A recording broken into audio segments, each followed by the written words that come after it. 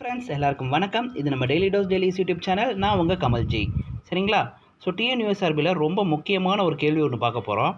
And டிஎன்பிசியிலே கூட இது ரொம்ப முக்கியமான கேள்வி தான். லக்னோ ஒப்பந்தத்தின் தலைமை சிற்பி அப்படின்னே யாரை கேட்கலான்னா முகமது அலி ஜின்னா. சரிங்களா? அப்படி லக்னோ ஒப்பந்தத்தின் தலைமை சிற்பி என முகமது அலி ஜின்னாவை இந்து முஸ்லீம் ஒற்றுமையின் தூதர் அப்படின்னு சொல்லிட்டு யார் அழைச்சா அப்படிங்கிறது தான் கொஸ்டின். இதுக்கான ஆன்சர் சரோஜினி நாயுடு.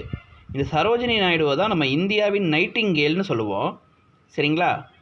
ஸோ இந்தியாவின் நைட்டிங்கேல் என அழைக்கப்படுபவங்க சரோஜினி நாயுடு. இவங்க தான் முகமது அலி ஜின்னாவை இந்து முஸ்லீம் ஒற்றுமையின் தூதர்னு சொல்கிறாங்க. அது மட்டும் இல்லாமல் இந்திய பெண் காங்கிரஸ் தலைவர், ஃபஸ்ட்டு இந்திய பெண் காங்கிரஸ் தலைவர்னு கேட்டால் அது சரோஜினி நாயுடு.